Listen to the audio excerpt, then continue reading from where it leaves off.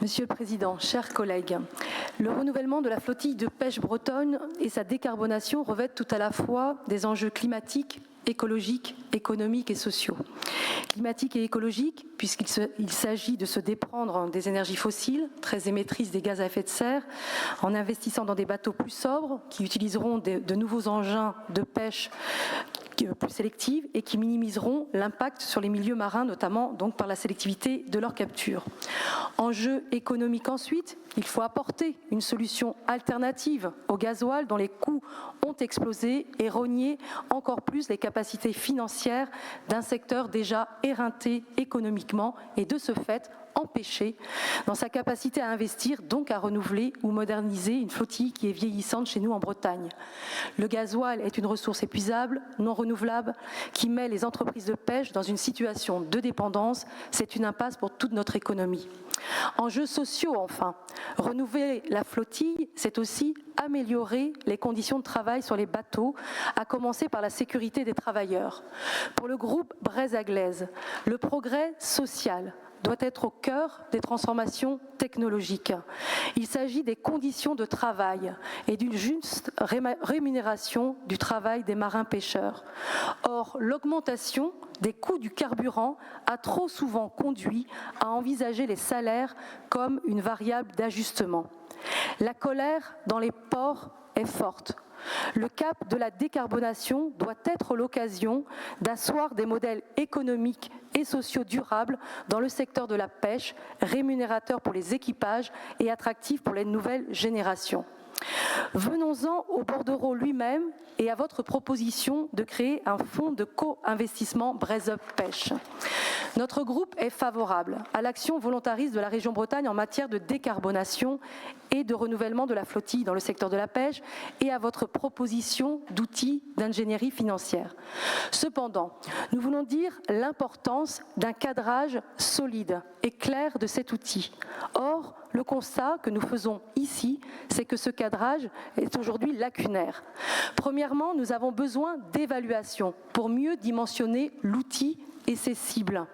Le fait que la proposition d'un Braise-Up Pêche découle des feuilles de route globales votées lors des dernières sessions ne dispensait pas, à nos yeux, d'une évaluation et d'une analyse approfondie du sujet de la décarbonation de la flottille bretonne. Nous n'avons pas ces éléments dans la feuille de route halieutique.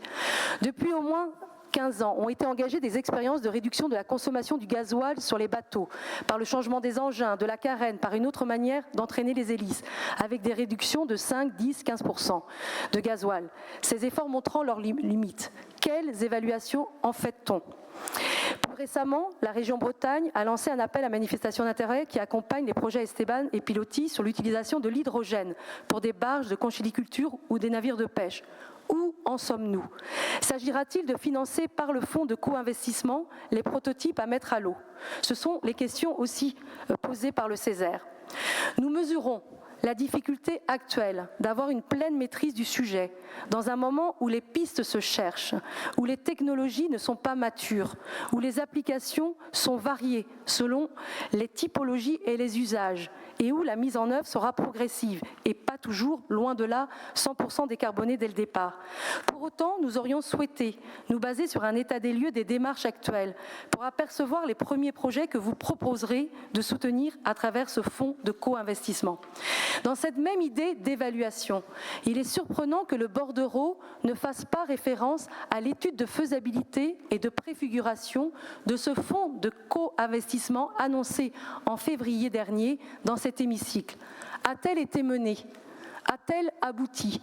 Quelles en sont les conclusions ? Cette absence d'évaluation renforce notre interrogation sur le dimensionnement de l'outil au regard de l'ampleur de l'investissement à mener. 1200 bateaux en Bretagne administrative à décarboner et 3 millions d'euros mis sur la table qui appellent des fonds privés. Est-ce suffisant ? Ou seulement une amorce. Cette première série de remarques nous amène à avoir une forme de précipitation dans la présentation de ce bordereau. Le timing nous semble avant tout guidé, peut-être, par votre besoin d'affirmer politiquement votre soutien à la pêche artisanale, après la polémique née dans cet hémicycle à partir de février dernier et qui vous avez amené, Monsieur le Président, à présenter un amendement en cours de session. J'en viens justement à cette notion de pêche artisanale, qui est un deuxième point de précision attendu.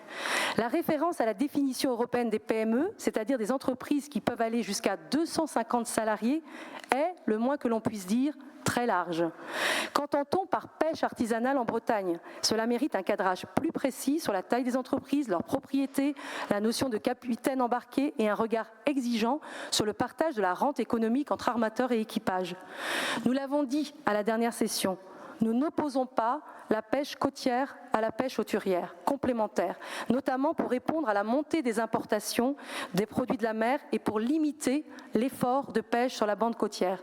Mais pour notre groupe, ce fonds devra veiller à soutenir la petite pêche, celle des marins pêcheurs, propriétaires et embarquant sur leur bateau, celle qui a le moins de ressources financières à sa disposition et le moins de capacité à mobiliser des financements privés.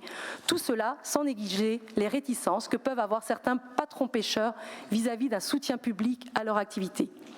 Il est tout aussi important de préciser la notion de pêche durable, qui ne peut être réduite à la dimension écologique, mais comprend les dimensions économiques et sociales.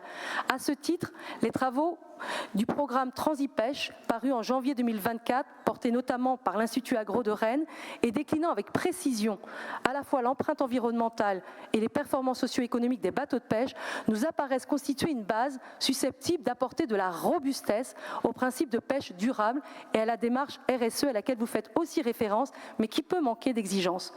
Par conséquent, nous trouvions pertinent l'amendement initial de notre collègue Ronan Pichon, qui posait le principe d'élaboration du cadre stratégique de façon collégiale avec les professionnels, les scientifiques et les associations environnementales. Nous pensons qu'il faut aussi y associer l'Institut maritime de prévention qui assure une mission d'amélioration des conditions de travail et de vie des marins pêcheurs. Monsieur le vice-président, monsieur Coef, vous nous dites que cette feuille de route est évolutive. La seule conclusion possible est la nécessité d'une concertation permanente sur ce sujet pour déboucher sur un cadre plus précis que le bordereau et les documents déjà votés ne l'indiquent. En conclusion, parce que nous défendons la filière pêche en Bretagne, poumon économique et social de nombreux territoires côtiers, avec les pêcheurs qui en sont les premiers maillons, parce que le secteur appelle une mobilisation et des signaux d'espoir, nous demandons que les élus régionaux, dans leur diversité, puissent continuer à être étroitement associés à la mise en œuvre de ce fonds de co-investissement et à son évaluation. Nous voterons pour, mais nous souhaitons vraiment que le dialogue politique exigeant et constructif continue pour préciser tous ces points d'attention que nous avons soulevés. Et je laisserai mon collègue donner quelques éléments aussi d'explication de vote par la suite.